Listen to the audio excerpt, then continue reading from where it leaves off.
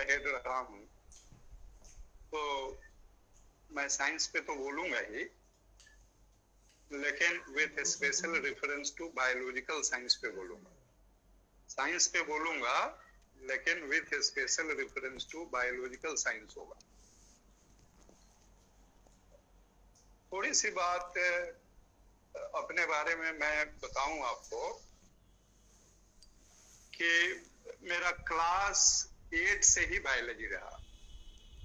पहले 8 क्लास में ही डिसीजन हो जाता था कि आपको मैथ पढ़ना है कि बायोलॉजी पढ़ना है, तो मैंने बायोलॉजी ले लिया।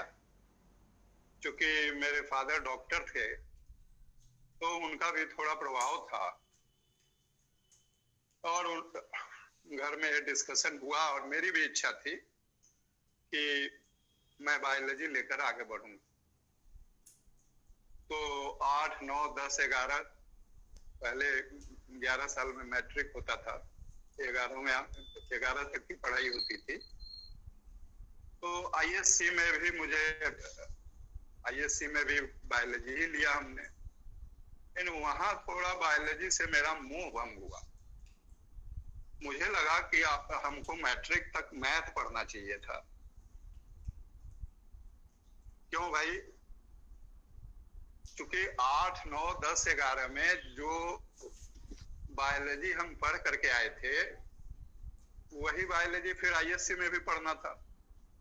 अब हमको लगे कि ये सारी चीजें तो हम पढ़ चुके हैं, तो मन ही नहीं लगे पढ़ने में, और कुछ दिन तो मन 2-3 महीने उचाट जैसा हो गया। तो साइकिल से आते जाते थे तो ये रास्ते में एक डेमोन्स्ट्रेटर साहब थे, उनकी दुकान थी, तो हमको देख करके वो दुकान में छिप जाते थे। उनको लगता था कि भाई ये विद्यार्थी कहेगा कि देखिए हमारे डेमोन्स्ट्रेटर दुकान करते हैं।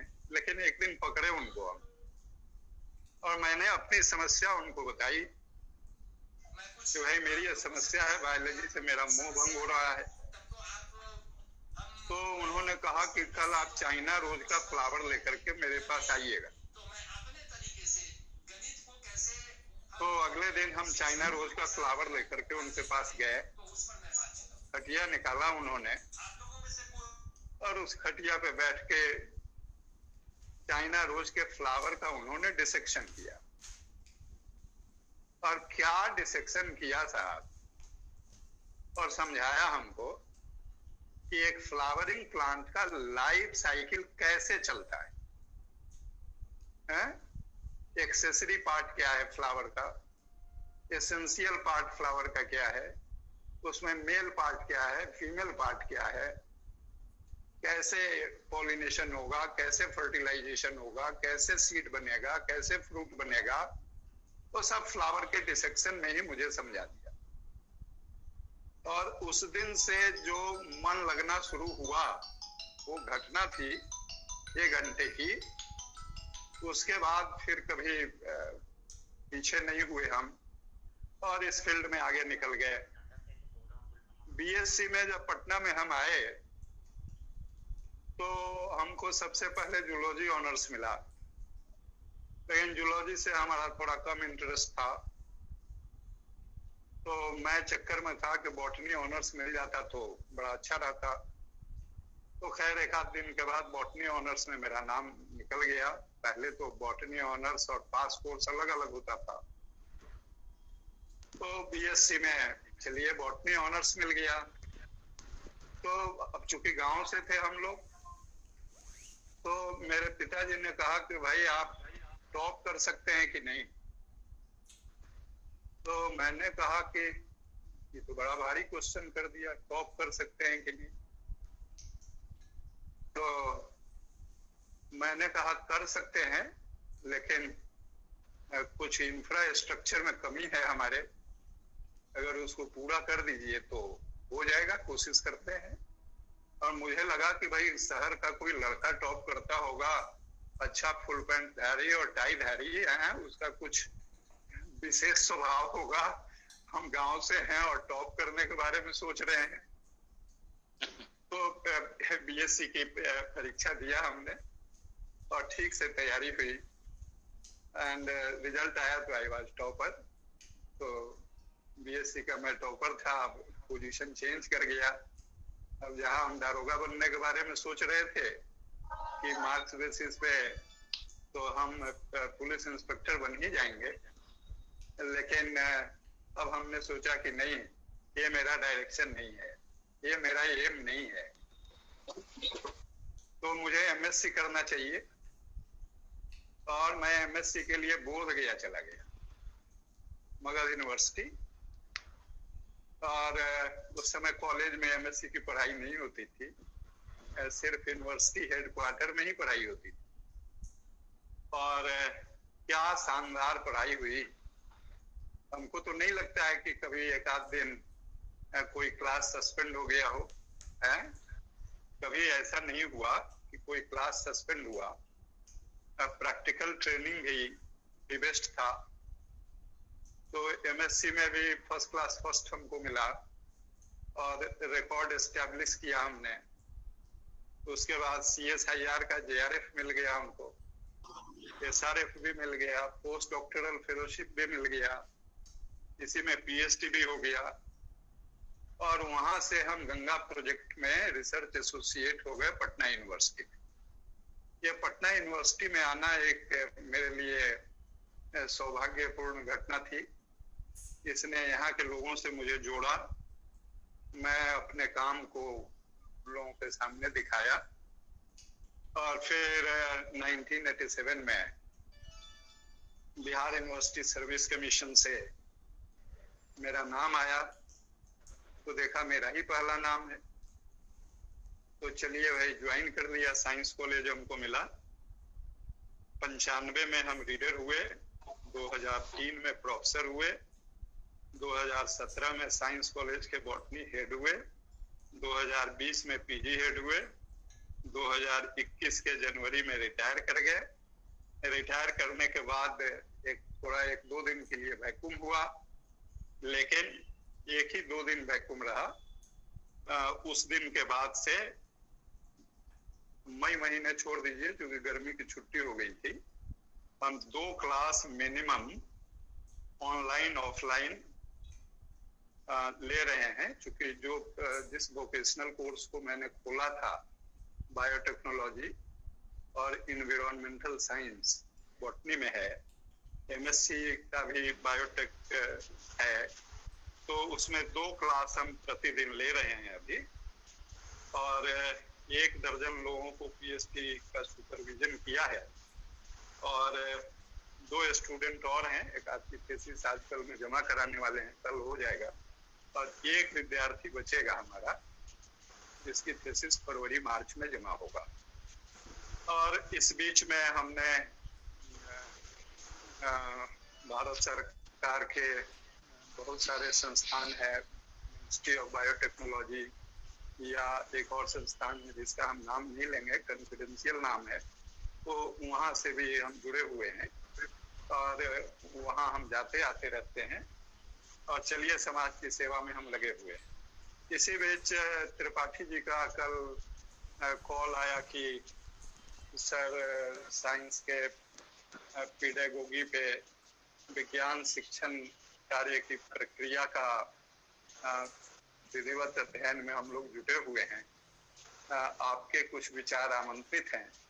तो मैंने समय नहीं लिया और मैंने तुरंत उनको समय दे दिया।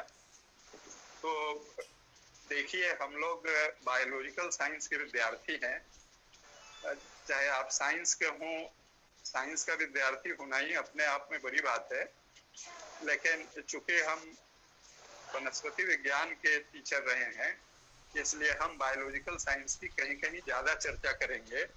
तो आप में उबना नहीं चाहिए, आपको उसको एंजॉय करना चाहिए। तो आपको मालूम है कि बायोलॉजी जो है वो लिविंग ऑब्जेक्ट का स्टडी है।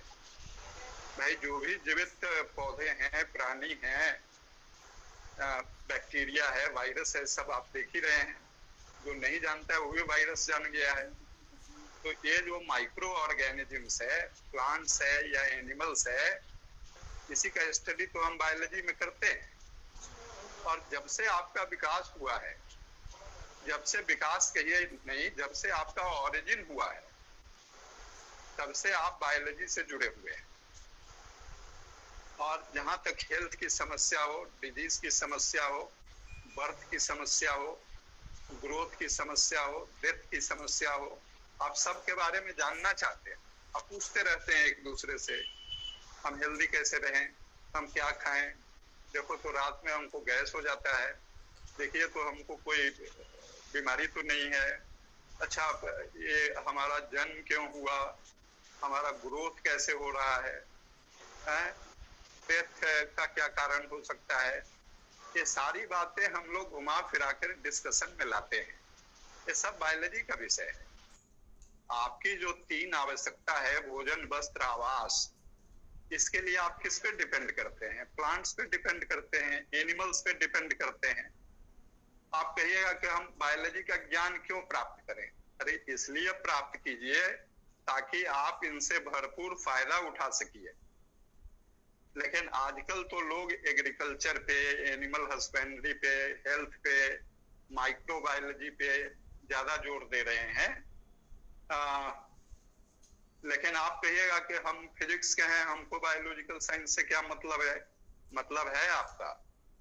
इसलिए मतलब है कि साइंस का कोई भी ब्रांच आइसोलेशन में काम नहीं करता। उसमें फिजिक्स का प्रिंसिपल चाहिए। डीएनए की डिस्कवरी बिना एक्सरे क्रिस्टलोग्राफी के नहीं हो सकती थी, है? बिना केमिस्ट्री के बायोलॉजी नहीं चलेगा। इसलिए तो बायोकेमिस्ट्री हमने एक ब्रांच पैदा कर रखा है? अगर केमिस्ट्री हम नहीं जानेंगे तो carbohydrate, protein, lipid, nucleic acid, इसका स्ट्रक्चर, फ्लेवोनॉइड्स, अल्कलॉइड्स कैसे जानेंगे? तो फिजिक्स केमिस्ट्री का प्रिंसिपल के बिना बायोलॉजी संभव नहीं है।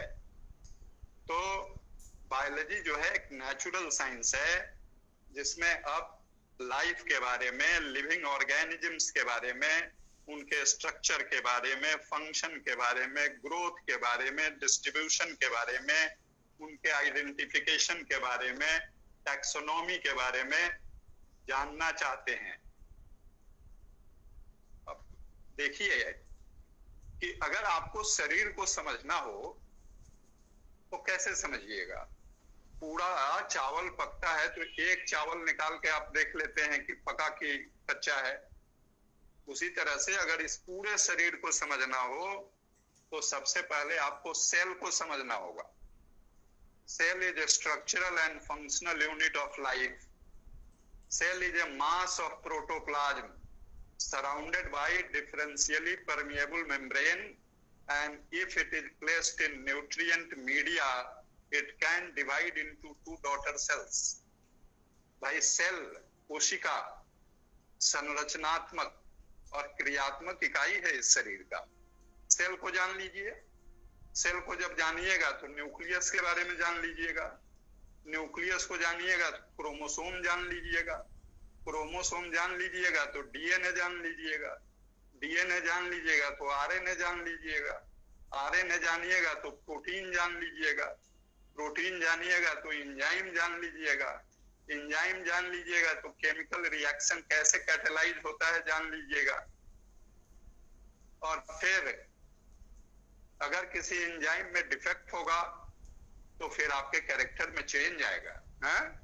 आप कहते हैं बाप रे बाप पेट में दर्द है, डॉक्टर कहता है फलाना एंजाइम का सिक्रीशन नहीं हो रहा है, इंसुलिन नहीं बन रहा है आपको, इंसुलिन का जैसे ही इंजेक्शन पड़ा आप ठीक हो जाते हैं, फलाना एंजाइम आपको दे दिया जाता है, आप ठीक हो जाते हैं, हैं? तो ये सेल के स्टडी से होगा ना। सेल तो जानना ही है आपको। इकोसिस्टम, पूरा इकोसिस्टम को हम लोगों ने क्या कर रखा है? ये जो कोरोना जो आया है, पहले जब हम वायरस पढ़ाते थे 2006 और 9 के बीच में, बायोकेमिस्ट्री में जब हम वायरस का क्लास लेते थे तो मुझे याद है कि 13 क्लास लिए थे हम वायरस के बारे में। 13 दिन पढ़ाए थे और उसमें कोरोना शब्द तो नहीं आया था, लेकिन कोरोना से एक रिलेटेड शब्द आता था पिकोरोना वायरस। पीआई सिर्फ जुड़ा रहता था कोरोना में, पिकोरोना वायरस। तो यह भी एक वायरस था जो उस समय 2006-09 के बीच में पढ़ाया जाता था। तो आजकल प्रत्येक व्यक्ति को, चाहे वो फिजिक्स का हो, चाहे केमिस्ट्री का हो, चाहे बायोलॉजी का हो, उसको इकोसिस्टम का ज्ञान होना चाहिए, उसको ग्लोबल क्लाइमेट चेंज का ज्ञान होना चाहिए, ह्यूमन ब्रेन का थोड़ा बहुत ज्ञान होना चाहिए, जीन के कंपोजिशन के बारे में ज्ञान होना चाहिए, रिप्रोडक्टिव सिस्टम के बारे में ज्ञान होना चाहिए। ये प्रत्येक आदमी को इतना बेसिक ज्ञान होना चाहिए। तो आप कहिएगा कि सर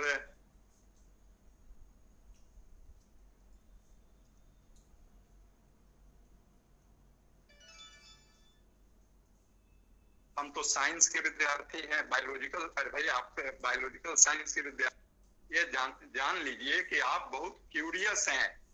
आपके बाहर जो भी संसार है उसके बारे में जानने की आप कोशिश में लगे रहते हैं। क्यों कोशिश में लगे रहते हैं? क्योंकि आपका दिमाग इमेजिनेटिव है? आप न्यू टूल्स बनाते रहते हैं ताकि आप नेचर से इंटरैक्ट कर सकें, आप वर्ल्ड को समझ सकें। तो फिर कहिएगा कि बायोलॉजी क्या है सर? अरे बायोलॉजी नॉलेज है, और क्या है? नॉलेज क्या है? नॉलेज पावर है। पावर क्या है? पावर से आपको बुद्धिमत्ता मिलेगी, विस्डम। सर बुद्धिमत्ता से क्या होगा? लिबरेशन, मुक्ति होगी, लिबरेट, मुक्ति। लेकिन यही बायोलॉजी कुछ लोग आप कहिएगा कि सर बायोलॉजी नॉलेज है और नॉलेज पावर है, तो पावर से तो डोमिनेशन भी पैदा होता है, पावर से एरोगेंस भी पैदा होता है। तो चलिए प्रत्येक चीज में प्लस माइनस दोनों चीज होता है? बायोलॉजी बेनिफिशियल भी है, हार्मफुल भी है, डुअल रोल है बायोलॉजी का। बायोलॉजी उद्धार करता भी है, बायोलॉजी दमनकारी भी है। तो आप एक चीज हमसे पूछ सकते हैं कि सर हम किसी भी तरह का जो साइंस पढ़ा रहे हैं स्कूल में, एडुकेशन दे रहे हैं, इसका बेसिक एम क्या है? देखिए, आप इसलिए एडुकेशन दे रहे हैं ताकि विद्यार्थियों को आप रिस्पॉन्सिबल डेमोक्रेटिक सिटीजन तैयार कर सकें। यही एडुकेशन का मेन एम है। आप कहिएगा कि साइंस टीचिंग का क्या रिस्पॉन्सिबिलिटी है? देखिए, साइंस में केवल आपको फैक्ट्स, प्रिंसिपल या प्रोसेसेस नहीं पढ़ाना है, लेकिन आपको स्टूडेंट को इतना फैसिलिटेट करना है ताकि वो सोशल रिस्पॉन्सिबिलिटीज को डिस्चार्ज कर सकें और डेमोक्रेसी को प्रिजर्व कर सकें। ये साइंस टीचर्स का रिस्पॉन्सिबिलिटी है। आपको उनको इनकरेज करना है ताकि साइंस और टेक्नोलॉजी सोसाइटी के बेनिफिट में काम आ सके, नेशन का फ्यूचर सुरक्षित हो, सेंसिटिव एंड रिस्पॉन्सिबल सिटीजन तैयार हो, उनमें क्रिटिकल थिंकिंग आए, साइंस में इंटरकनेक्टिविटी हो, हेल्दी सोसाइटी बने, सस्टेनेबल सोसाइटी बने। स्टूडेंट को इनकरेज किया जाए ताकि उनमें साइंटिफिक विजन पैदा हो, साइंटिफिक और टेक्नोलॉजिकल डेवलपमेंट के बारे में वो जाने और उसका एवरीडे लाइफ से क्या रेलेवेंस है, इसका लॉन्ग टर्म इम्प्लीकेशन क्या होगा, इसके बारे में वो समझने की कोशिश करें। तो ये साइंस एडुकेशन का या बायोलॉजिकल साइंसेज एजुकेशन का स्कूल एजुकेशन में देखिए, आपके जितने भी साइंस सब्जेक्ट हैं, फिजिक्स है, केमिस्ट्री है, मैथ है, बायोलॉजी है, ये सब आप सरकार ने कोशिश की है कि आपका सब्जेक्ट कंपलसरी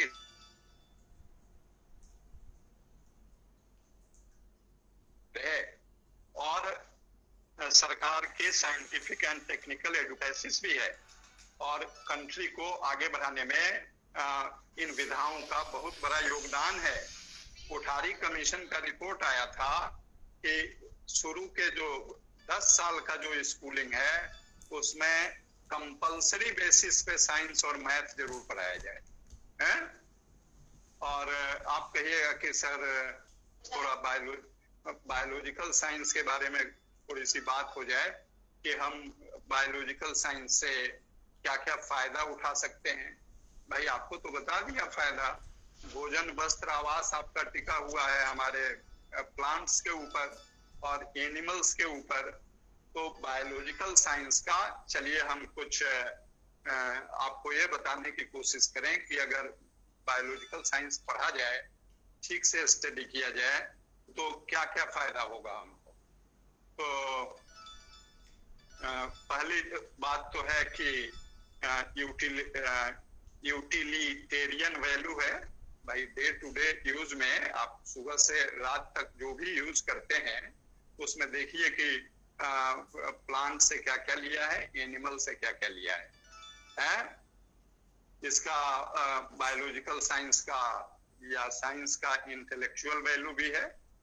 आपका जैसे जैसे आपकी शिक्षा गंभीर होती जाती है, आप खूब पढ़ते हैं, तो आपका मेंटल फैकल्टी डेवलप करता है, रीजनिंग में आप आगे निकल जाते हैं, आप अच्छी कल्पना कर सकते हैं, आपकी अच्छी मेमोरी हो जाती है, आपका ऑब्जर्वेशन अच्छा हो जाता है, कंसंट्रेशन अच्छा हो जाता है, आप अच्छा एनालाइज करने लगते हैं, आप में ओरिजिनलिटी आ जाती है, आप में सिस्टमेटिक थिंकिंग आ जाती है। तो साइंस जो है सत्य क्या है उसके बारे में जानने में मदद करता है आपको, है? जो आपके बाहर नेचर है उसकी रियलिटी क्या है, ये साइंस के स्टडी से ही संभव है। आपकी पर्सनालिटी का डेवलपमेंट साइंस से होता है? जहां तक इंक्वायरी है या सीरियसनेस है या सिस्टमेटिक थिंकिंग है आपका, वो साइंस से निखरता है।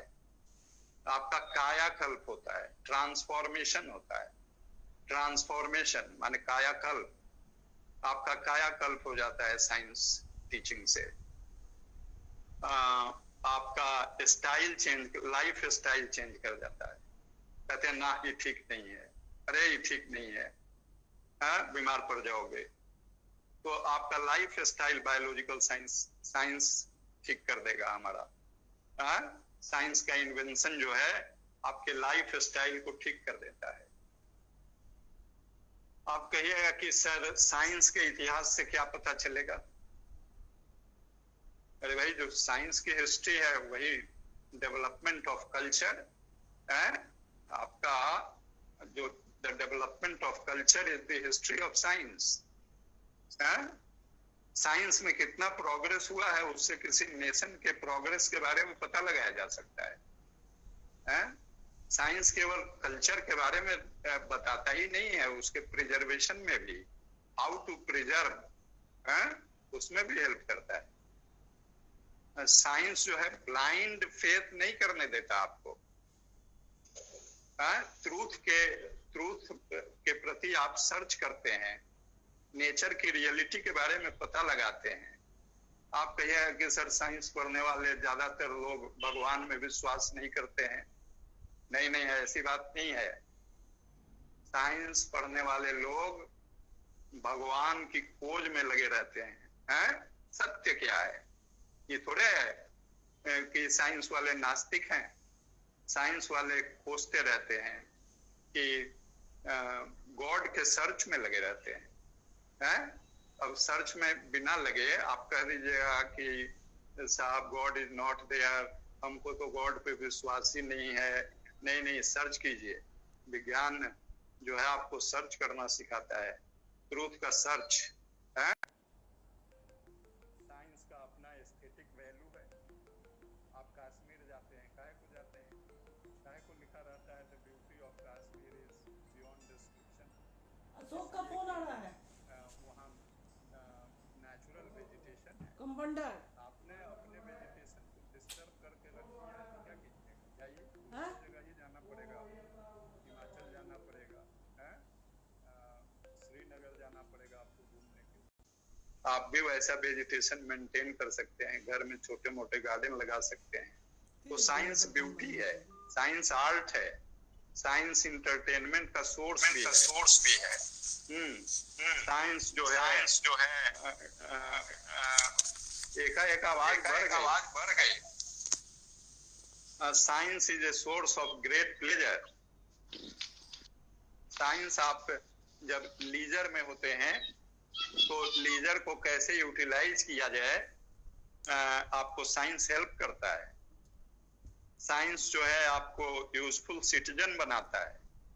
साइंस आपके दिमाग में नए थॉट्स क्रिएट करता है, इन्वेंशन क्रिएट करता है।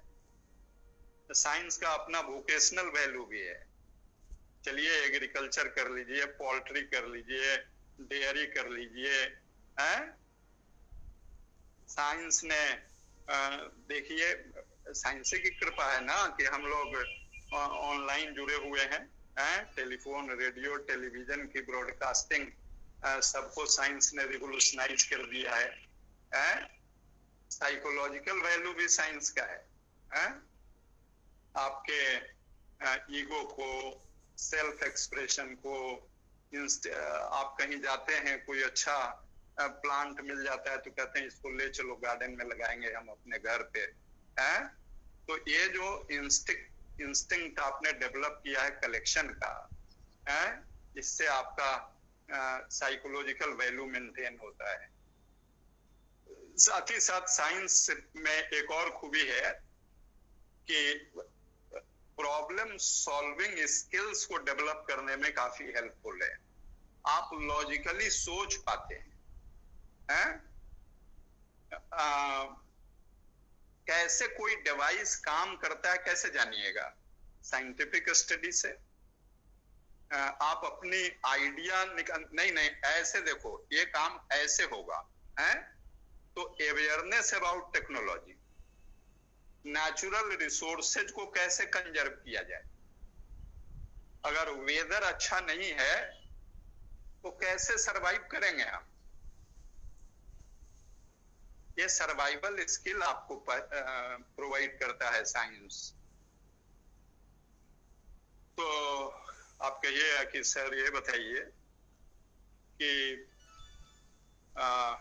हम बायोलॉजिकल साइंस अगर चाहे कोई भी साइंस अगर पढ़ाना चाहें क्लास में, तो हम कैसे अपने इंस्ट्रक्शन को प्लान करें? अरे भाई आप तो प्लान करते ही हैं, लेकिन एक बात जरूर कीजिए, जैसी मेरी सोच है कि आप को जो भी टॉपिक क्लास में पढ़ाना हो उसका थोड़ा एडवांस में ही प्लानिंग कर लीजिए। देखिए जैसे छुट्टी का जो समय होता है हम लोगों का, गर्मी में कुछ छुट्टी मिल जाती है या दशहरे में कुछ छुट्टी मिल जाती है, तो उस समय आप अपना कुछ नोट्स बना लीजिए। एडवांस में थोड़ा आपको प्लानिंग करना पड़ेगा। क्लास में जब जाइए आप, तो लड़के लाइक नहीं करते हैं कि आप क्लास में किताब लेकर के टेक्स्ट बुक पढ़ना शुरू कर दिया।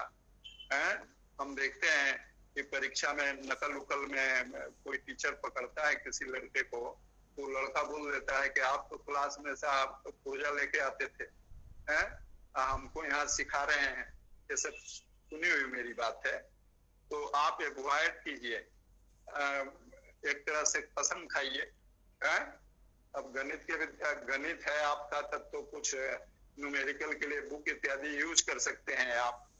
तो ये बच्चों को मालूम होना चाहिए कि आप जो बुक यूज कर रहे हैं वो आपकी जरूरत है, और नहीं तो ये अवॉइड कीजिए। बुक को, साइंस टेक्स्ट बुक को क्लासरूम में एकदम अवॉइड कीजिए। वो नहीं लैटिक होना चाहिए। इसके लिए आजकल तो बहुत टीचिंग ऐड आ गया है सब, तो कौन सा टीचिंग ऐड आप इस्तेमाल कीजिएगा। बहुत सारा मैप है, पोस्टर है, उसका भी हेल्प लीजिए। उसको ले जा सकते हैं आप। आपके लेसन प्लान में इंट्रोडक्शन, प्रेजेंटेशन, जो कंपैरिजन, एप्लीकेशन, ये सब क्लियर लिखा होना चाहिए। पहले से ही प्लान कीजिए भाई। एक अच्छे लेसन, जो आदमी लेक्चर दे रहा है या लेसन आपका तैयार है लेक्चर के लिए, तो वो रिटन होना चाहिए आपके पास, वेल प्रिपेयर्ड होना चाहिए, उसमें प्रॉपर ऑब्जेक्टिव होना चाहिए। कौन सा ऐड आप यूज करने जा रहे हैं, क्या कंटेंट है, लड़के को आप क्या असाइनमेंट देंगे लास्ट में, या स्टूडेंट को। हमेशा हमारे एक प्रोफेसर थे, प्रोफेसर उमाकांत सिन्हा, तो बॉटनी के प्रोफेसर थे। तो हमेशा कहते थे कि आप स्टूडेंट को 100% मत लेक्चर दे दीजिए, 30% पढ़ाइए। किसी भी लेक्चर का 30% आप पढ़ाइए। हम कहते हैं 40 पढ़ाइए। आप एक एक छोटे टॉपिक को, जिसको 1 घंटे में पढ़ाना है, आप 3 दिन में पढ़ा रहे हैं। नहीं नहीं नहीं, बच्चे लाइक नहीं करते उनको कि आप टॉपिक को दीर्घसूत्री बना रहे हैं। तो उसको 1 दिन में फिनिश कीजिए। उसका जो सैलिएंट फीचर्स है उनको बता दीजिए। 30% बस। आप कहिएगा 70% उस सब्जेक्ट का क्या होगा? 70%। अब उनको कहिए 5 मिनट जब बचे या 10 मिनट क्लास में, तो बोलिए खड़ा हो और तुम हमसे कुछ पूछो। तो चूंकि आपके पास 70% और मटेरियल है, अभी 20% दिया है, तो जो सवाल वो पूछेगा आपका उत्तर होगा और आप उसको उत्तर दे दीजिए। लड़का कहेगा कि साहब हम तो जो सवाल पूछते हैं सर से हमको तो बता ही देते हैं। He is the best teacher और she is the best teacher. आप कहिएगा कि 100% जब आप दे ही दीजिएगा, तो जब सवाल पूछेगा आपसे, तो फिर आपको अगर पूरे टीचिंग टाइम में 2-3 बार ऐसा मौका मिल गया स्टूडेंट के सामने कि आपने जवाब नहीं दिया, तो बड़ा मुश्किल होगा। आप हमेशा याद आएगा वो पूरी जिंदगी। एक आध बार ऐसा हमारे साथ भी हुआ, जब स्टूडेंट ने पूछा तो वो चीज कुछ नई तरह की चीज थी, उस दिन मेरे ब्रेन में नहीं था, तो मैंने उसका जवाब दिया कि मैं तुम्हारे क्वेश्चन की ओर तुरंत आ रहा हूं। I am coming very soon towards your question, I wait. और क्लास खत्म हुआ, हम बाहर निकले, फिर वो बाहर आया, कहा सर बताए नहीं। तो हमने कहा कि अब आज तो टाइम खत्म हो गया, कल अगले दिन क्लास होगा तो देखेंगे। है तो ये कभी नहीं कहना है आपको कि हम अगले क्लास में बताएंगे या फलाना बताएंगे लड़के को। उसको बोलना है कि मैं आपके क्वेश्चन की ओर आ रहा हूँ। जैसे ही समय मिलता है देखते हैं। Don't worry, take your seat. और फिर आपको तो आना नहीं है उस दिन, चूंकि वो तो आइडिया है नहीं अभी, तो वो आप जाके घर पे देखिए और उसको अगले दिन बता दीजिए। तो स्टूडेंट्स का एक्टिव पार्टिसिपेशन करवाइए। कुछ स्टूडेंट से क्वेश्चन पूछिए, आपका मन भी लगेगा और तरह तरह के किस तरह के जवाब आ रहे हैं स्टूडेंट से, वो आप देखेंगे भी। आपका जो कहिएगा कैसा क्वेश्चन करेंगे, अरे क्वेश्चन ऐसा कीजिए जो अच्छा हो, अनएम्बिगुअस हो, बहुअर्थी क्वेश्चन नहीं होना चाहिए। और कुछ विद्यार्थियों पे जो कमजोर हो, थोड़ा उसको हिम्मत भी दीजिए, आप इंडिविजुअल अटेंशन भी दीजिए। और आप कहिएगा कि सर लेसन प्लान बनाएंगे कैसे। जैसे जो बायोलॉजी के इसमें शिक्षक होंगे, तो एक टॉपिक पे हम एक टॉपिक का नाम भूलते हैं, उसका लेसन प्लान कैसे तैयार करेंगे। मान लिया कि एक टॉपिक है लिंकेज, जेनेटिक्स में पढ़ाई होता है, चूंकि मेरा पीएचडी जेनेटिक्स में है, तो हमने इसी पे एक लेसन प्लान आपको बता रहे हैं कैसे तैयार किया जाता है। लिंकेज हमारे माता पिता जैसे होते हैं तो उन्हीं की तरह हमारा भी चेहरा होता है, थोड़ा बहुत डिफर करता है। जो डिफरेंस है वो वेरिएशन कहलाता है। और जैसा हमारे माता, हम कैसे हैं इस दुनिया में, जैसा हमें जीन मिला है, जैसा हमें जीन मिला है। जीन कहाँ से मिला है? माँ पिताजी से मिला है। तो जैसे बस में आप बैठते हैं तो कोई पूछता है कि आप फलाना बाबू के लड़के हैं, तो बोले कि आप कैसे जान गए? तुम्हारा चेहरा तो तुम्हारे वो फादर से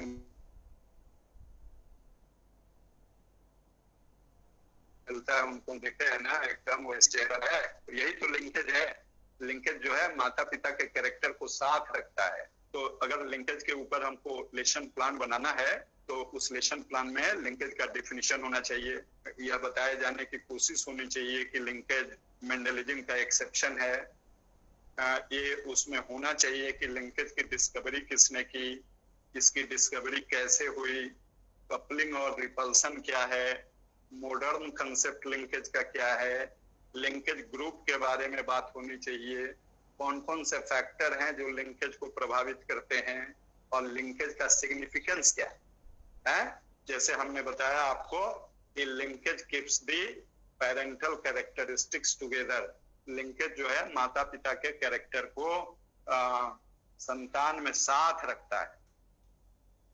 तो जो टीचिंग है, चाहे वो बायोलॉजी टीचिंग हो, चाहे फिजिक्स टीचिंग हो, चाहे केमिस्ट्री टीचिंग हो, आर्ट है ये। हाँ, कुछ एक्सेप्शनल टीचर आपको मिल जाएंगे जो पैदा ही हुए हैं भाई, वो बोर्न टीचर्स हैं। कुछ लोग हैं ऐसे जो उनको जन्म से ही वो टीचर ही बनना था। जैसे अगर हम भी कभी कभी अकेले में सोचते थे कि अगर हम टीचर नहीं, एक विद्यार्थी ने पूछ दिया हमसे क्लास में कि सर अगर आप टीचर नहीं होते तो क्या करते? तो हमने कहा हाथ देखते और क्या करते है? तो कहा कि हाथ कैसे देखते आप, आपको हाथ देखने आता है? तो हमने कहा कि एक टॉपिक हम पढ़ाते हैं सेक्स डिटर्मिनेशन है, तो मेल और फीमेल, सन या डॉटर होने का प्रोबेबिलिटी कितना परसेंट है? 50%।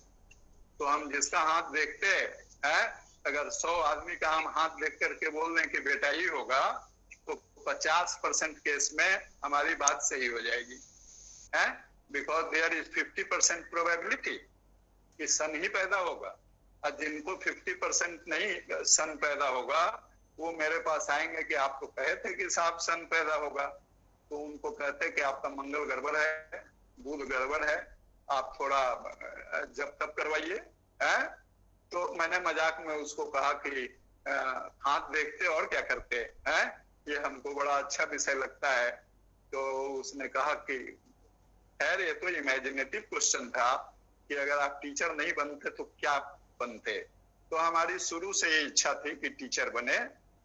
तो एक और घटना हमको याद आ रही है कि एक बार एमएससी के जब हम विद्यार्थी थे तो हमारे मगध में एक साइकोलॉजी हेड थे, डॉक्टर वैद्यनाथ सिंह उनका नाम था। तो वैद्यनाथ बाबू के पास हमको जाने का मौका मिला और उनकी सुपुत्री थी, उसको पढ़ाना था हमको। और वहाँ बॉटनी हेड भी बैठे थे, फिजिक्स हेड भी बैठे थे। फिजिक्स हेड बाद में इंटर काउंसिल के चेयरमैन भी हुए, इंटर काउंसिल के चेयरमैन भी हुए। तो साइकोलॉजी हेड ने हमसे पूछा कि त्रिवेदी जी आप हमारे बेटी को पढ़ाने जा रहे हैं, तो और 100 रुपीज आप डिमांड कर रहे हैं ट्यूशन फीस। ये घटना है 1979 का। तो आप बता सकते हैं कि साइंस को टीच करने का कितना मेथड है? तो हमने, और टीचिंग का क्या मेथड है? हमने कहा कि सर साइंस टीचिंग का तो दो मेथड है। एक मेथड जो टीचर ओरिएंटेड है और दूसरा मेथड स्टूडेंट सेंटर्ड है। तो टीचर ओरिएंटेड मेथड किसे कहते हैं? जिसमें टीचर लेक्चर दे रहा है, डेमोन्स्ट्रेशन दे रहा है और पढ़ा रहा है, ये टीचर ओरिएंटेड है। और स्टूडेंट ओरिएंटेड मेथड क्या है? लैब में स्टूडेंट काम कर रहा है, प्रोजेक्ट कर रहा है, इंडिविजुअल एक्टिविटी कर रहा है, प्रॉब्लम सोल्विंग काम कर रहा है, सेमिनार में बोल रहा है लड़का, ग्रुप डिस्कशन कर रहा है, ये स्टूडेंट सेंटर्ड है। तो उन्होंने कहा टीचिंग कितने तरह का होता है? हमने कहा टीचिंग दो तरह का होता है, एक एक्टिव टीचिंग है, दूसरा पैसिव टीचिंग है। एक्टिव टीचिंग किससे कहते हैं? हमने कहा एक्टिव टीचिंग में टीचर ही सारा काम करके लड़के को दे दे, नोट्स बना के भी दे दे, ऐसा स्टूडेंट बाद में गोबर हो जाता है?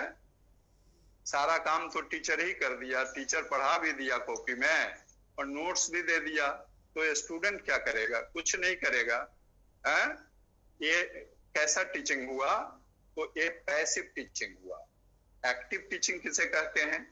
हमने कहा कि एक्टिव टीचिंग में क्या होगा कि टीचर सैलिएंट फीचर्स बता देगा और सारा काम स्टूडेंट को करना होगा, स्टूडेंट को प्रॉब्लम सॉल्व करना होगा, स्टूडेंट को नोट्स बनाना होगा उस सैलिएंट फीचर्स की मदद से।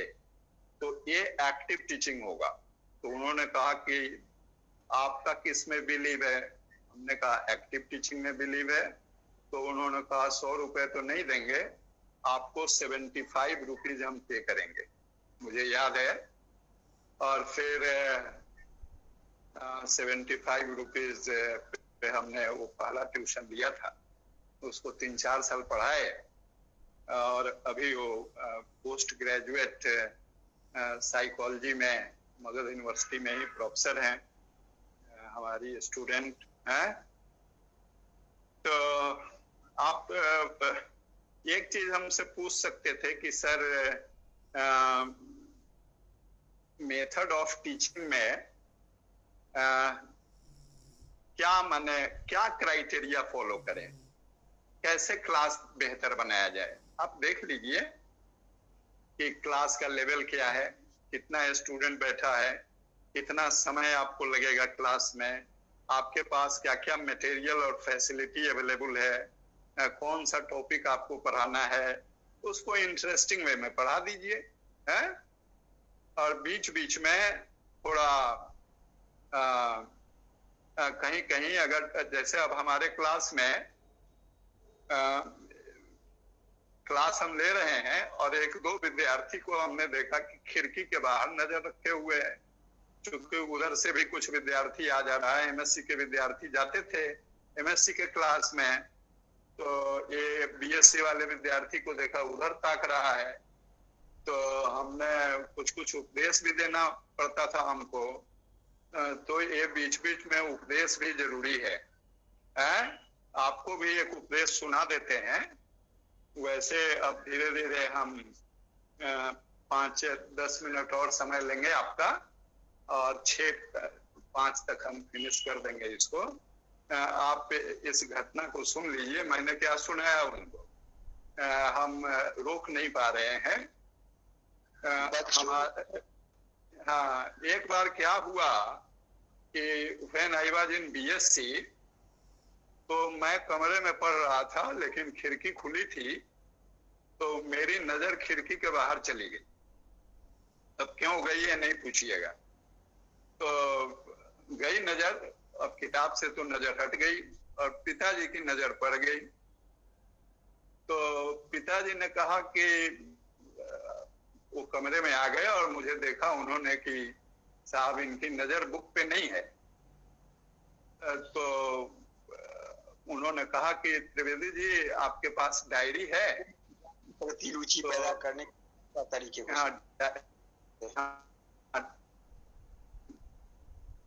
डायरी तो है। तो डायरी ले आइए और मैं जो बोलता हूँ उसको लिखिए आप। तो उन्होंने लिखवाया डायरी में, self restriction begins from the I, self restriction begins from the I. और उन्होंने कहा इसका हिंदी कीजिए आप। तो मैंने इसका हिंदी किया, आत्मसंयम आंख से प्रारंभ होता है, आत्मसंयम आंख से प्रारंभ होता है। तो मैं विद्यार्थियों को हर एक साल हर एक क्लास में एक बार तो मुझे ये सुनाना पड़ता है कि अपने आंखों को कंट्रोल करो क्लास में।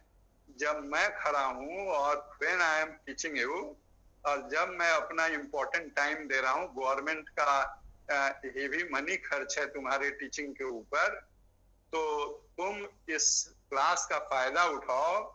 तो तुम पहले अपने आंखों को कंट्रोल करो, और जब आंख को कंट्रोल कर लोगे तुम, तो तुम आगे बढ़ जाओगे और पीसफुल एटमॉस्फेयर क्रिएट होगा, और इससे टीचर को भी सुकून मिलेगा। क्योंकि टीचर जब क्लास लेता है और उसमें आवाज आती रहे या ध्यान केंद्रित नहीं हो उसका, तो फिर पढ़ाने का मजा गड़बड़ हो जाता है।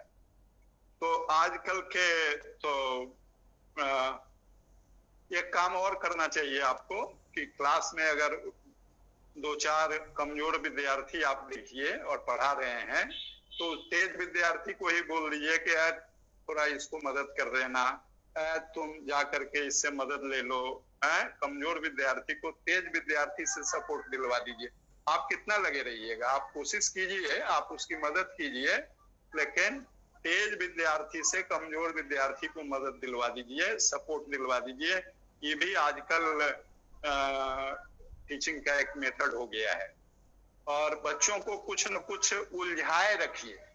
जैसे हॉस्टल में मैं था, तो लड़के जब फ्री रहेंगे ना, जब कॉलेज नहीं चल रहा है या फ्री है वो, तो आपको बहुत तबाह करेंगे।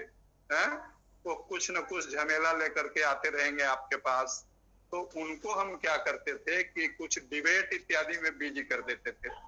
हॉस्टल में ही कुछ डिबेट का टॉपिक दे देते थे और बोलते थे कि 10 दिन के बाद तुम्हारा डिबेट होने वाला है और तुम्हारे प्रेस्टीज इशू है भैया, ठीक से तैयारी करो। तो 10 दिन वो अपना बिजी है, आपको परेशान करने नहीं आएगा। ये स्पोर्ट्स इत्यादि का सामान या न्यूज़पेपर मैगजीन्स का प्रबंध जो हॉस्टल में हम लोग करते थे, उसके पीछे यही राज है कि ये स्टूडेंट बिजी रहे। तो स्टूडेंट को कुछ प्रोजेक्ट दीजिए जो पर्पसफुल हो, फ्रूटफुल हो, और स्टूडेंट के एक्टिविटी को कैटर कर सके, और फुल फ्रीडम दीजिए स्टूडेंट को। और स्टूडेंट और टीचर दोनों मिल करके प्रोजेक्ट का सिलेक्शन कर लें, और उनको 3 शर्त दे दीजिए कि या तो आप भी बोल दीजिए कि क्या कंडीशन है, तुमसे प्रोजेक्ट हो जाएगा। अगर होने वाला है तो बोल दीजिए कि यू डू इंडिपेंडेंटली। अगर उससे नहीं होने वाला है तो 2-4 विद्यार्थी को टैग कर दीजिए, एक साथ बोल दीजिए यू डू टुगेदर। और 2-4 से नहीं होने वाला है, ज्यादा लोगों से प्रोजेक्ट होगा, तो आप भी उसमें शामिल हो जाइए और किसी तरह से उस प्रोजेक्ट को निकालने में मदद कीजिए। तो बायोलॉजिकल साइंसेज, चाहे किसी भी साइंस को आगे बढ़ाने के लिए आजकल तो देख रहे हैं कि ई लर्निंग का युग है, इलेक्ट्रॉनिक लर्निंग का युग है, वीडियो कॉन्फ्रेंसिंग का युग है, टेलीकम्युनिकेशन टेक्नोलॉजी का युग है, और बहुत सारे आजकल हमारे पास रिसोर्सेज हैं बायोलॉजिकल साइंसेज को पढ़ाने में। न्यूज़पेपर हेल्पफुल है, मैगजीन है, जर्नल है, साइंस इंसाइक्लोपीडिया है, ऑडियो रिसोर्सेज है, डीवीडी है, चार्ट है, पोस्टर है, रेडियो है, टेलीविजन है, इंटरनेट है। बायोलॉजिकल साइंस पढ़ना है तो जूलॉजिकल गार्डन है, बोटेनिकल गार्डन है, इको पार्क है, एक्वेरियम है, साइंस एग्जीबिशन है। और पैसा कॉलेज दे या सरकार दे तो एक्सकर्शन है? ये सारी सुविधाएं मौजूद है। आप कहिएगा कि सर एक एक्सेलेंट टीचर को कैसा होना चाहिए? लास्ट, एक्सेलेंट टीचर को उत्साही होना चाहिए, है? इंथुजियास्टिक होना चाहिए टीचिंग के प्रति, सब्जेक्ट मैटर के प्रति, स्टूडेंट के प्रति, नंबर 1। दूसरा, स्टूडेंट केयरिंग होना चाहिए। स्टूडेंट को केयर करना है आपको। हम किसी भी स्टूडेंट से, हमारी बहुत घर में भी शिकायत होती थी कि कोई भी स्टूडेंट आता है तो ये बैठाते हैं,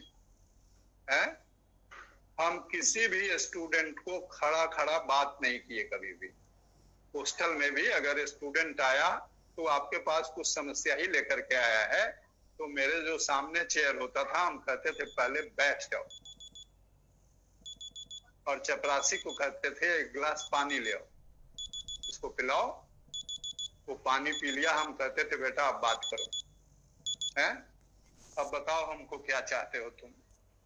तो कभी भी 11 साल में कोई समस्या नहीं हुई। तो स्टूडेंट केयरिंग होना चाहिए। आपको एग्जाम्पल सेट करना पड़ेगा इंटीग्रिटी का। आपको लेसन को प्लान करना पड़ेगा वेल इन एडवांस। वो जान जाएगा कि अरे सर तो पूरी तैयारी के साथ आते हैं। जिस दिन आप तैयार नहीं रहिएगा और क्लास में जाइएगा ना, तो उस दिन आप फील करते होंगे कि वो जो क्लास 1 घंटे में हो जाना चाहिए वो 2 दिन में होगा, और उतना समय रहता नहीं है। फिर आपका सिलेबस बच जाएगा, फिर हेड महोदय कहेंगे कि आप ही का सिलेबस बच जाता है? तो लेसन को पहले ही प्लान कर लीजिएगा तो कम समय में हो जाएगा, और बहुत ज्यादा मटेरियल क्लास में नहीं देना है। ये रेस्ट मटेरियल इंटरैक्टिव से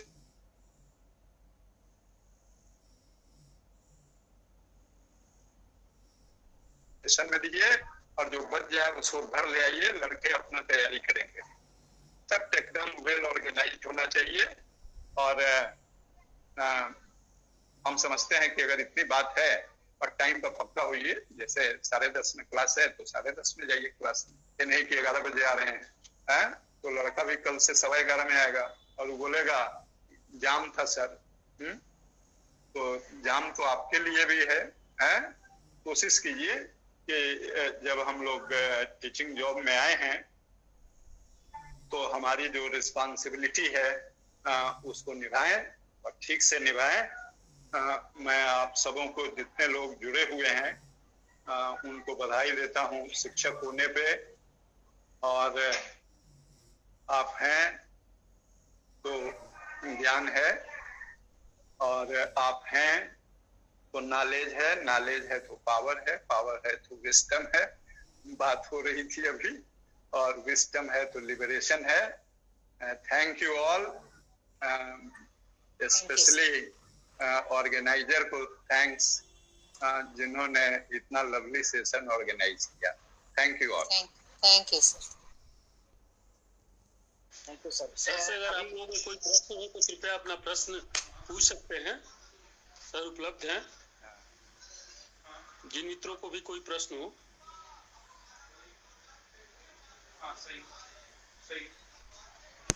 हाँ, टीचिंग से कुछ जुड़ा हुआ कोई क्वेश्चन हो आपका तो रखिए हमारे सामने। सर मेरा क्वेश्चन है, बच्चों में ज्ञान के प्रति रुचि किस प्रकार उत्पन्न किया जा सकता है, कौन कौन मेथड से? जैसे हम आपको एक चीज बताएं, अगर आप, क्योंकि अब फिजिक्स केमिस्ट्री का हम नहीं बताएंगे आपको कि कैसे, वो आप खुद करिएगा। लेकिन हम एक चीज देखते थे कि जब भी बायोलॉजी बॉटनी हम पढ़ाते थे तो पहला दिन का क्लास हमारा रहता था कि एक फूल वाले पौधे का, फ्लावरिंग प्लांट्स का क्या लाइफ साइकिल है? देखिए इस दुनिया में ये जो फूल वाले पौधे हैं, एंजियोस्पर्मिक प्लांट है, तो उसका लाइफ साइकिल क्या है, ये हम पहले क्लास में प्रत्येक बच्चे को पढ़ाते थे। है। इसमें वो सीख जाता था रूट के बारे में, स्टेम के बारे में, लीफ के बारे में, फ्लावर पार्ट्स के बारे में कि ये कैलिक्स है, कोरोला है, एंड्रोइशियम है, गाइनोइशियम है, और एंड्रोइशियम में उसका यूनिट स्टेमन है, फीमेल पार्ट का यूनिट कार्पेल है, स्टेमन से फिर आगे बढ़ करके और सीड का कैसे फॉर्मेशन होता है। तो फ्लावरिंग प्लांट का लाइफ साइकिल अगर हम पहले क्लास में जरूर बताते थे, और इससे बच्चों में हम देखते थे कि इंटरेस्ट पैदा होता था। जिसको बॉटनी से नहीं भी मतलब है, वो बाद में हमको निकलता था तो बोलता था कि सर आज समझ में आया। 2 साल के बाद जब वो बीएससी करके जाता था तो विदाई समारोह में बोलता था कि जब हम यहाँ एडमिशन लिए तो त्रिवेदी सर ने हमको वायरस पढ़ाया, और वायरस को हम बोलते थे कि ये देखिए वायरस जो है जितने भी ये सब ऑब्लिगेट पैरासाइट है। शुद्ध हिंदी में बोलिए तो पक्का हरामजादा है वायरस, ऑब्लिगेट पैरासाइट है। ये पैरासाइट है, नॉन लिविंग ऑर्गेनिज्म में ये मल्टीप्लाई नहीं करेगा, इस लिविंग ऑर्गेनिजम्स में ही मल्टीप्लाई करेगा। और हम क्लास में बोलते थे थोड़ा सा समझाने के ख्याल से कि देखो वायरस जो है एक गुंडा समझ लो, जैसे एक गुंडा है, क्रिमिनल है, घर पे अटैक कर दिया है, तुम्हारे गले से जो चेन है या पत्नी के गले में चेन जो है उसको निकाल लिया और उस चेन को तोड़ करके अपना नया चेन बनवा लिया और शाम में पहन के आया और तुम्ही से कह रहा है कि देखिए तो ये नया चेन एगो बनवाए हैं, ये कैसा लग रहा है हमको। ये जो चेन है वो डीएनए का चेन है आपका, आपके गले में आपके जो सेल में डीएनए था ना उसको तोड़ दिया उसने और अपना डीएनए वो बना लिया, और फिर उसके बच्चे पैदा हो गए, नए वायरसेस पैदा हुए और फिर वो दीवार को तोड़ा और घर के बाहर निकल गया। तो आपके सेल में वो मल्टीप्लाई करता है तो आपके सेल को ब्रेक करता चला जाता है। बैक्टीरिया जैसे है उसका 30 मिनट में रेप्लिकेशन होता है।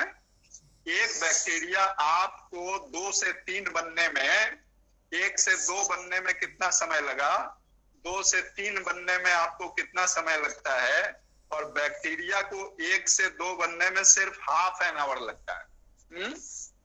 वायरसेस को यही समय लगता है, तो उनका मल्टीप्लिकेशन फास्ट होता रहता है।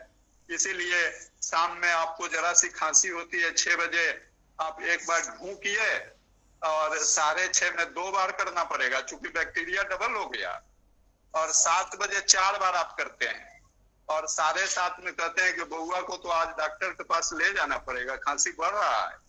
अरे भाई बैक्टीरिया मल्टीप्लाई करता जा रहा है। तो आप जब विषय को धीरे धीरे जब विषय में आपका संपर्क बनेगा तो खुद ही कथा कहानी बना लीजिएगा, और विद्यार्थियों को बीच बीच में थोड़ा सा मसाला आपको देते रहना पड़ेगा जिससे कि विषय थोड़ा इंटरेस्टिंग रहे। क्योंकि कुछ विद्यार्थी तो ऐसे होते हैं जो आप कितनों पढ़ाइएगा तो नहीं समझेंगे, या बहुत सारा ऐसा विद्यार्थी होगा जो पिछले क्लास में नहीं आया है, वही आपके क्लास में आया है और आधा आप पढ़ा चुके हैं और आधा पढ़ाना बाकी है आपको। तो इसीलिए मैंने कहा कि जो तेज विद्यार्थी हो उसको लगा दीजिए पीछे और कहिए कि यार तुम तो आए थे कल, तुम तो पढ़े हो, तुम इसको थोड़ा बता देना है, नहीं तो आपको बहुत परेशानी होगी।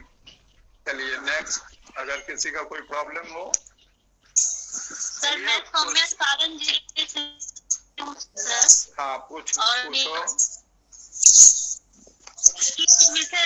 बायोलॉजी में सर कुछ टॉपिक होता है जिसमें बच्चे असहज होने लगते हैं, जैसे रिप्रोडक्शन टॉपिक जो है। हाँ। और उसमें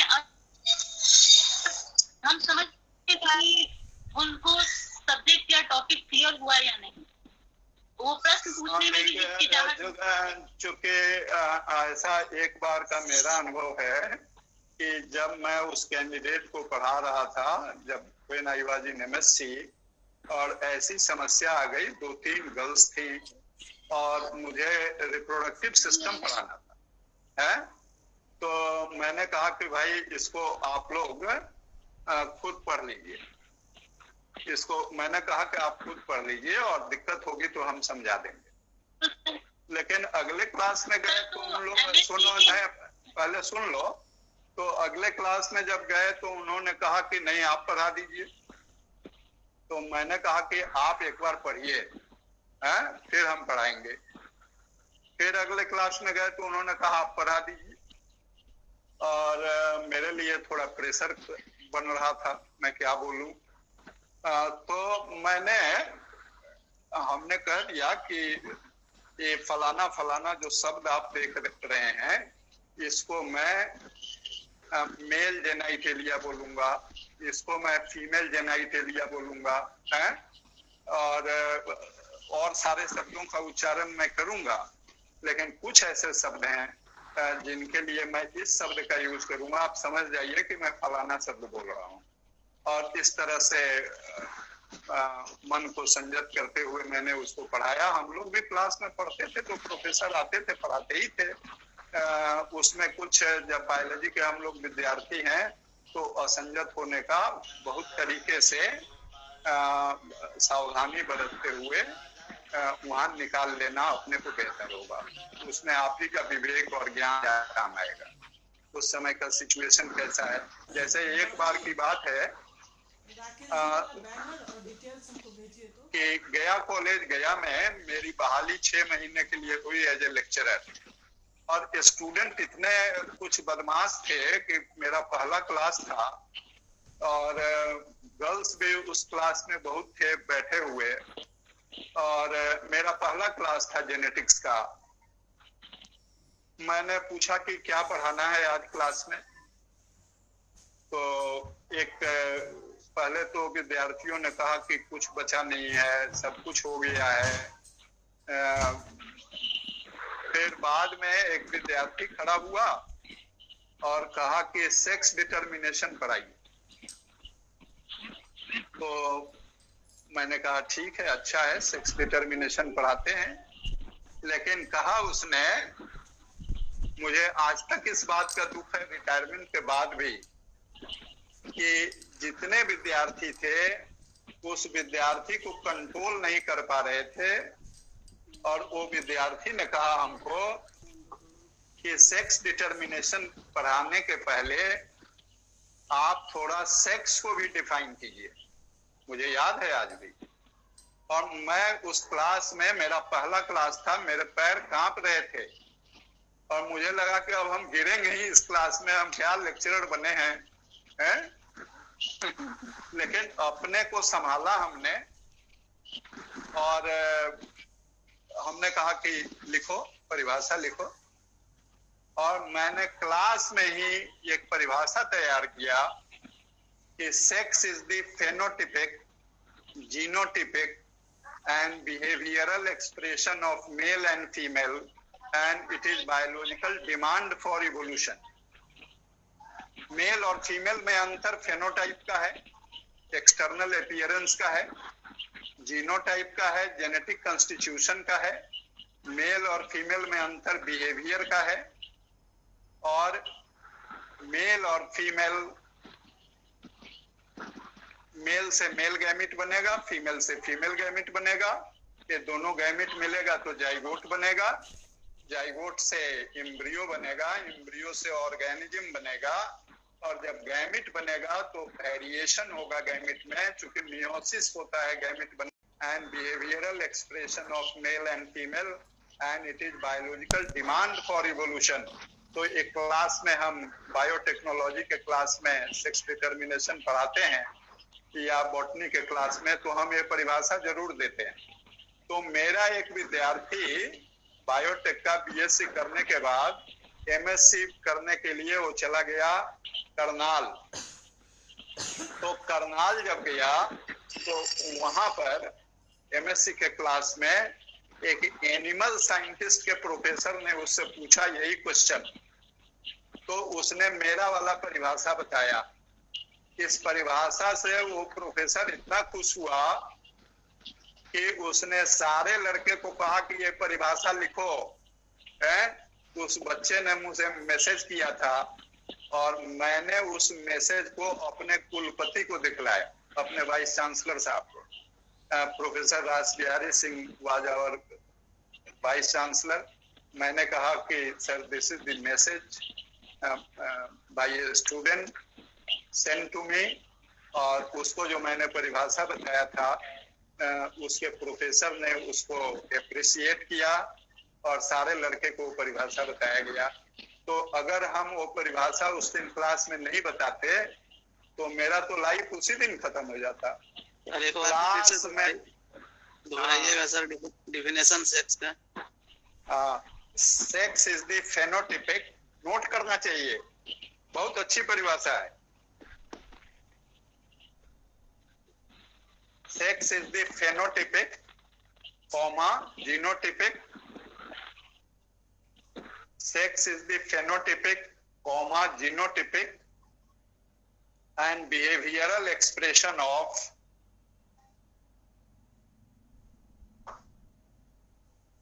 sex is the phenotypic genotypic and behavioral expression of उनका फोटो और डिस्क्रिप्शन male and female हाँ वो असल में of male and female, उनका वाला and it is biological demand for evolution, and it is biological demand for evolution,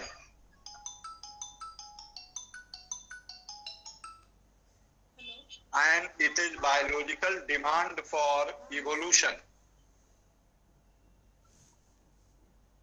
and it is biological demand for evolution.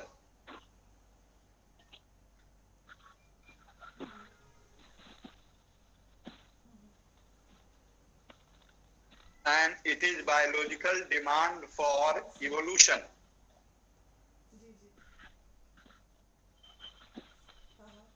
तो हम समझते हैं कि बहुत समय हो गया है और एक क्वेश्चन मैं पूछना चाहती हूँ।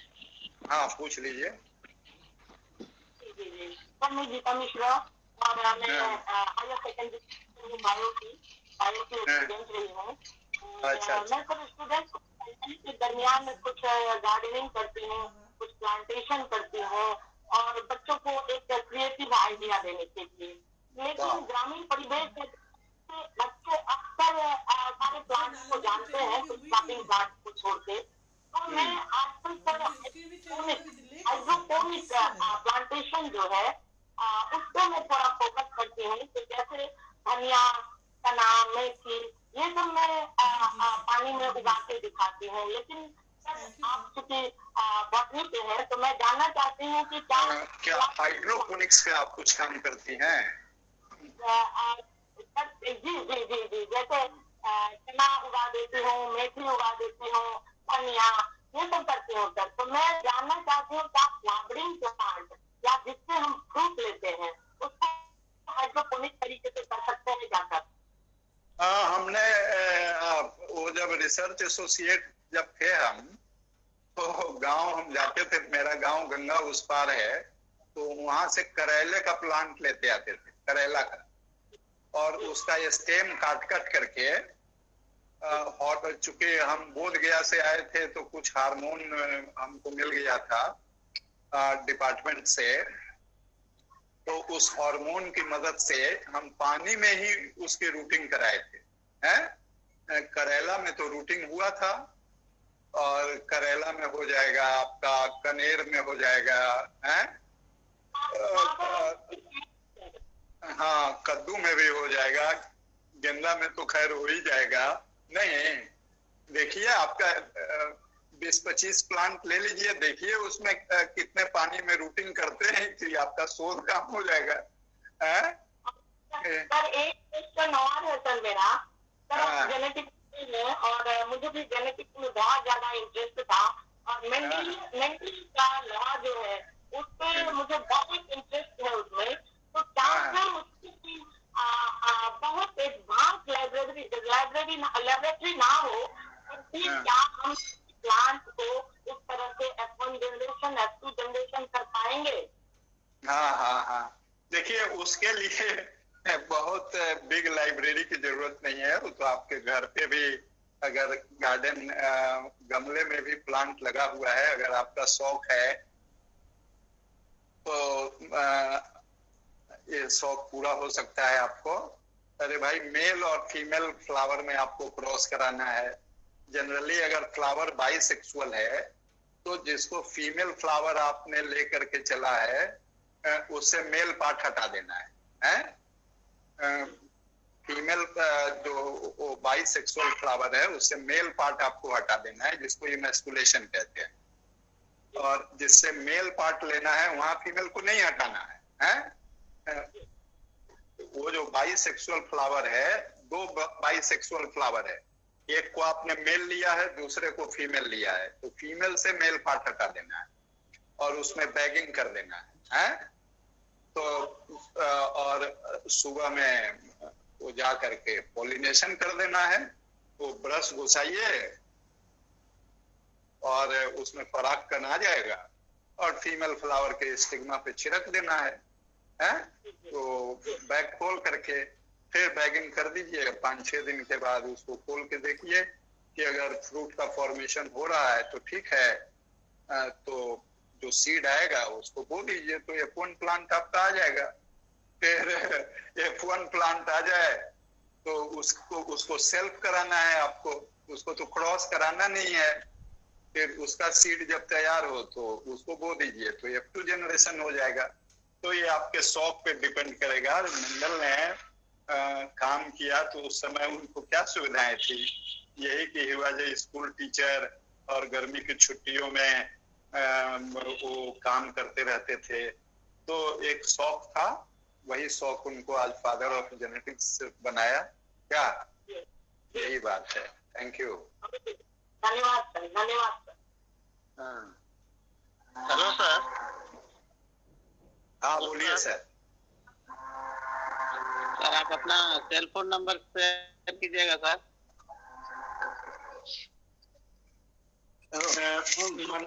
मनोज जी से ले लीजिए, मनोज जी को तो नंबर मिल जाएगा सर। राकेश जी आपको नंबर मिल जाएगा, Bihar teacher history makers group में आप जुड़े हुए हैं और आपको वहीं से नंबर मिल जाएगा। Thank you. ओके। और किन्हीं के प्रश्न पूछना है? और किसी शिक्षक, हेलो, और किसी शिक्षक साथ में हमारे प्रश्न पूछना चाहते हैं तो पूछ लें प्रश्न। सर एक नमस्कार सर। नमस्ते जी सर, मेरा क्वेश्चन था, मतलब कि सेल को जो हम लोग संरचनात्मक और जैव क्रियात्मक इकाई कहते हैं, उसका सेंस क्या होता है, मतलब किस माने थोड़ा। देखिए, वो बहुत सारे स्टूडेंट से आप पूछिएगा ना कि सेल की परिभाषा क्या है, व्हाट इज सेल, तो वो तुरंत बोल देगा आपको कि structural and functional unit of life है। तो वो तो भाई सुनिए ना, वो तो सेल का कैरेक्टर है, सेल की परिभाषा नहीं है। सेल की परिभाषा हम बोले थे उस समय कि it is a mass of protoplasm surrounded by semi permeable or differentially permeable membrane, and if it is placed in nutrient media it can divide into 2 daughter cells. तो ये जो आपका पूरा शरीर है, चाहे प्लांट का हो चाहे एनिमल का हो, तो ये तो मल्टी सेलुलर है ना। हम लोगों में तो बहुत सारे करोड़ों अरबों सेल्स हैं हमारे शरीर बनने में। तो इस पूरे शरीर का स्ट्रक्चर कैसे समझे हम?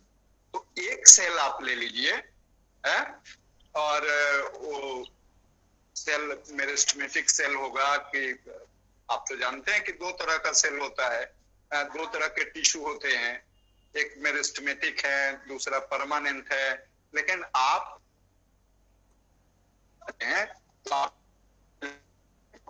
सेल है आपके इस पूरे शरीर को, हम इतने सेल का स्टडी तो कर नहीं सकते। हम एक सेल का करें,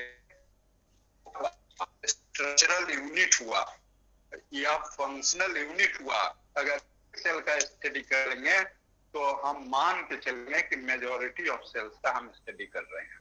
यही बात है और कुछ।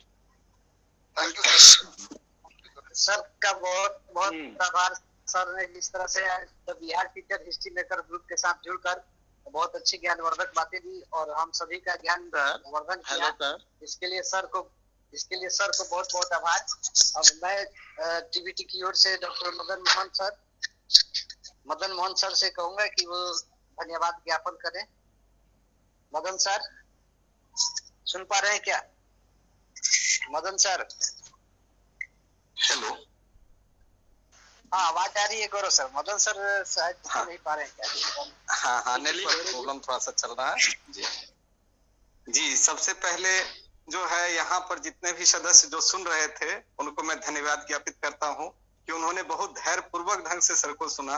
अब वाकई मैं भी जीव विज्ञान का शिक्षक रहने के नाते सर ने जितनी रोचक बातें बताई उनको सुनकर काफी कुछ हम लोग को सीखने को मिला और ये प्रयोगों को हम लोग को अपने विद्यालयों में भी करते रहना है, तब सर की कही गई बात बिल्कुल सटीक हो पाएगी। तो आपको सर जी को भी प्रणाम और ग्रुप के सभी सदस्यों को प्रणाम। और हम लोग एक मिशन चला रहे हैं the Bihar teacher history makers group के द्वारा, ताकि गुणवत्तापूर्ण शिक्षा की दिशा में एक कदम बढ़ाया जा सके। तो ग्रुप में सभी जुड़े हुए सदस्यों से निवेदन रहेगा कि वो इस मिशन से जुड़े और अपने साथियों को जोड़ने का प्रयास करें। इन्हीं शब्दों के साथ आज की सभा को विराम दिया जाता है। कल पुनः फिर आने वाले समय में फिर हम लोग फिर जुड़ेंगे। आप लोग स्वयं ही यहाँ से गूगल मीट से लेफ्ट हो जाए, क्योंकि ये सेशन बंद नहीं हो पाएगा। Thank you. Thank you sir. Action हो गया है, तुम पता कर लो ये चीज को। अभी सर खुद फोन करके हमको बोले ये बात। सर को बहुत बहुत धन्यवाद। नहीं कोई नहीं है। हाँ हाँ हाँ हाँ हाँ क्या हाँ राकेश जी? हाँ जी सर। कंक्लूड हो गया?